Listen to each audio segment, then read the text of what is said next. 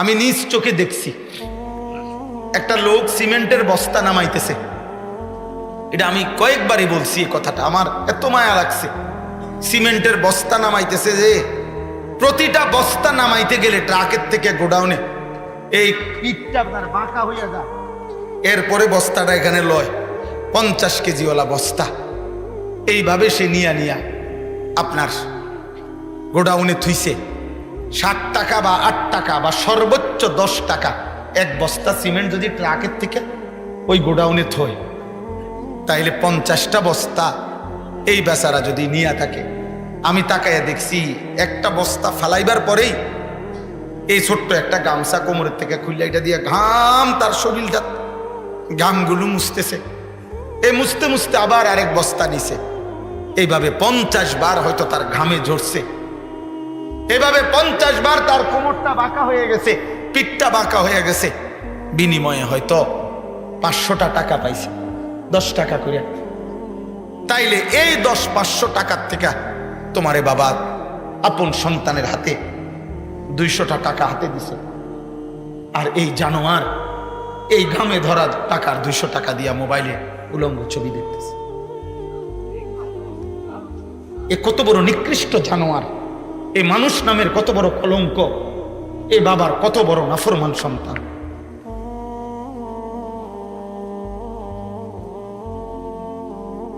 তুমি যদি প্রবাসীর ঘাম দেখতা তো বুঝতা প্রবাসীর কি পরিমাণ ঘাম ঝরে উপার্জন।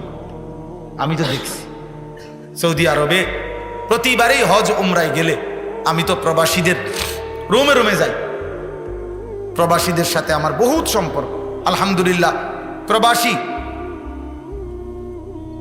আমাদের অনেক মহব্বত করে, অনেক কাঁদে। এইবারও হজ্জের সময় এক যুবক আমারে জড়ায় ধরে বলতেছে, হুজুর 16 বছর আজকে বিদেশে আসি। চিৎকার দিয়ে কাঁদছে, ফোলাটা আমারে ধরে কইতেছে, হুজুর আমাকে কিচ্ছু নাই জীবনে, আমাদের কোনো কিছু নাই, আমার লাগে দোয়া করেন। তা আমি বললাম, কেন নাই? কিছু নাই বলতে ওই আমারে বলতেছে, হুজুর এই পর্যন্ত জীবনে 16 বছর যারে যত টাকা দিছি কাউরে খুশি করতে পারি নাই।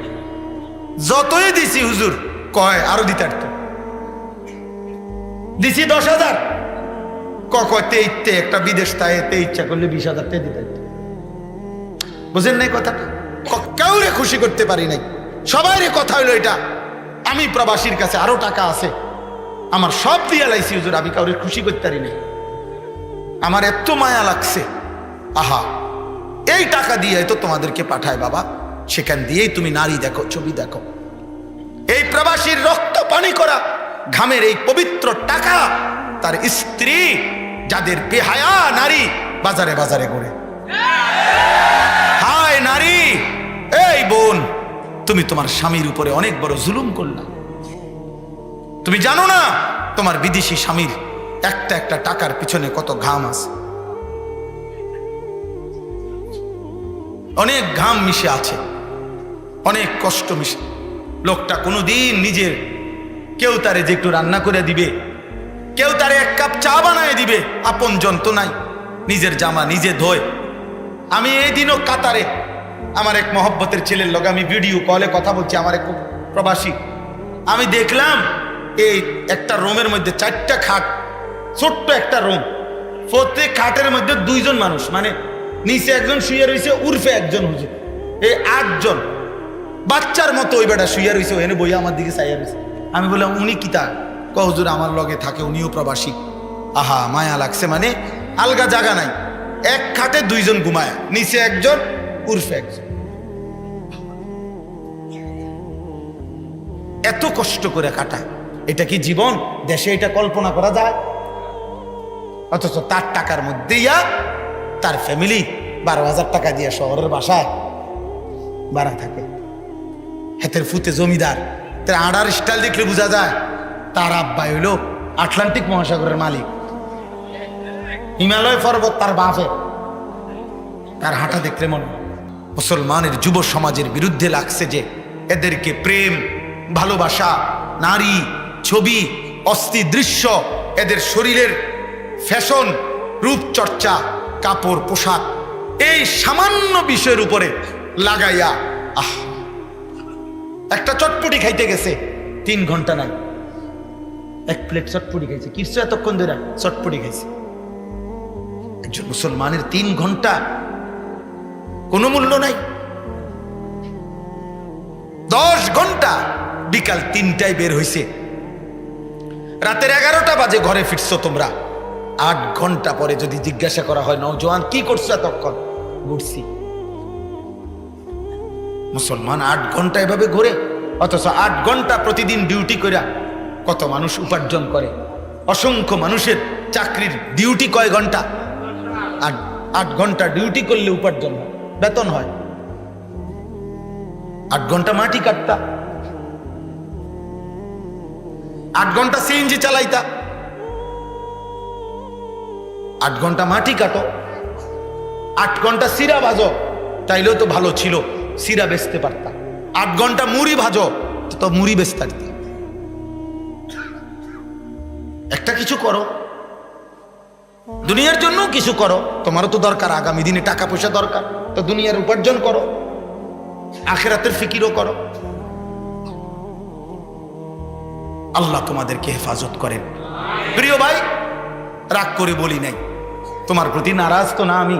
এখানে তো আমার কারোর সাথে কোনো ঝগড়া হয় নাই। আমি শুধুমাত্র বিবেকের জন্য বললাম, ইনসাফের জন্য বললাম। আল্লাহ আমাদেরকে হেফাজত করেন। সব বাবাদেরকে বলি, বাবা গুনাহ ছেড়ে দেন, আমাদের হায়াত আল্লাহর দান। এই শেষ আমার আয়াতের তরজমা আমি এটাই বলি। আল্লাহ তাআলা বলছে, বান্দা আমি একটা আয়াত পড়ছি, 24 নম্বর পারা কোরআনুল কারীমের 40 নম্বর সূরায়ে মুমিন 67 নম্বর আয়াত। একটা কথা শুধু বুঝাই, আল্লাহ এখানে আমাদেরকে বলছে 5টা কথা। 1 নম্বর বলছে, হুয়াল্লাযী খালাকাকুম মিন তুরাবিন সুম্মা মিন নুতফাতিন সুম্মা মিন আলাকা। আল্লাহ বলছে, মায়ের পেট থেকে বান্দা আমি তোমাকে এই পৃথিবীতে বের করার আগে ধাপে ধাপে আমি তোমাকে সৃষ্টি করেছি। একবার মাটি, একবার বীর্য, একবার জমাট রক্ত, একবার গোশতের টুকরা, একবার হাড্ডির কঙ্কাল, আরেকবার গোশতের আবরণ দিয়ে নাক চোখ কান লাগিয়ে শরীর গঠন, আর সর্বশেষ 7 নম্বরে রূহ ফুঁকে দিয়ে মায়ের পেট থেকে বের করছি। আল্লাহ বলে, বান্দা এই 1 নম্বর কথা তুমি মনে রেখো। 7 ধাপে আমি চাইলে কুন বললেই হয়ে যেত। আমি কুন ফায়াকুন, আমি যদি বলি হও তাহলেই তো হয়ে যায়। আমি এটা বলেও তোমারে বানাইতে পারতাম, কিন্তু আমি তোমারে বেশি মায়া করে মায়ের অন্ধকার জরায়ুতে 9 মাস লাগাতার রেখে আমি আল্লাহ আমার কুদরতি হাতে একটা একটা করে ধাপ অতিক্রম করে আমার নিজ হাতে চোখ নাক কান আমি লাগাইয়া আমি তোমার আকৃতি দিয়ে মায়ের পেট থেকে আমি তোমাকে বের করেছি। অতএব বান্দা আমারে কেমনে বললা? তুমি জানো না আমি তোমারে কত যত্নে বানাইছি? আমারে বললা কেমনে? আমারে একটা সেজদা দিলা না কেমনে? 2 নাম্বার, আল্লাহ আবার মনে করাইছে, সুম্মা ইউখরিজুকুম তিফলান সুম্মা লিতাবলুগু আশুদ্দাকুম সুম্মা লিতাকুনু শুয়ুখা। আল্লাহ বলেন, এবার মায়ের পেট থেকে বের হয়ে ভাবো তো, আমি আল্লাহই তো তোমাকে শিশু বানাইলাম, আমি আল্লাহই তো তোমাকে পূর্ণ শক্তি যৌবন দিলাম, আমি আল্লাহই তো তোমাকে আবার বৃদ্ধ বানাইলাম। এটাও কি আমি করি নাই? কথা বলে না, আল্লাহ করে নাই? শিশু কে বানায়? যুবক কে বানায়? বৃদ্ধ কে বানায়? আল্লাহ বলেন, শিশু কালো তো আমার, যৌবন কালো তো আমার, বৃদ্ধ কালো তো আমার, তা আমারে ভুলে গেলা কেন? মায়ের পেটের সময়টাও তো আমার, আমারে বললা কেন? 3 নাম্বার, অমিনকুম মান ইউতাওয়াফা মিন ক্বাবলু। আল্লাহ বলে, বান্দা মনে রেখো, তোমার দাদা, তোমার চাচা, তোমার বড় ভাই, তোমার সমবয়সীর চাইতে বয়স্ক, তাকে দেখে তুমি প্রতারিত হইও না। বরং এটা মনে রেখো, আমি সবাইকে জন্ম নিলেই, মায়ের পেট থেকে বের করলেই সবাইকে আমি জোয়ান বানাই না, সবাইকে আমি বুড়া বানাই না। আমি কিন্তু চলতি পথে অনেককেই পূর্ণ বৃদ্ধ পর্যন্ত পৌঁছবার আগে আগেই মৃত্যু দিয়ে ফেলি, এবং মৃত্যুই দেই বেশি, টিকে রাখি কম। এই জন্য হাসান বসরি রহমতুল্লাহ আলাইহি বলছেন, হে যুবক মনে রেখো, আম গাছ থেকে যে ফুল বের হয়, মুকুল বই, আমের বই, আমের মুকুল, তিনি বলছেন ওই মুকুল সবগুলো আম হয় না। যতগুলো ছোট্ট ছোট্ট আম হয় সবগুলো বড় আম হয় না, যতগুলো বড় হয় সবগুলো ফাঁকে না, বরং মনে রাখবা ঝরে যায় বেশি, থেকে যায় কম। মুকুল ঝরে যায় বেশি না টিকে বেশি? ছোট্ট আম, ছোট্ট ছোট্ট যে পিচ্ছি পিচ্ছি আম ধরে ফইলা, এগুলা বেশি টিকে না ঝরে যায় বেশি? এই জন্য বলছে ঝরে যায় বেশি, টিকে থাকে কম। আল্লাহ বলছে বান্দা আমি কিন্তু সবাইকে শেষ পর্যন্ত, বৃদ্ধ পর্যন্ত নেব না। আমার এক বন্ধু মৌলানা মোতালেব হোসাইন সালিহি, বক্তা আলেম, মৌলানার ছেলে মেয়ে, তার দুইটা ছেলের পরে একটা মেয়ে হয়েছে।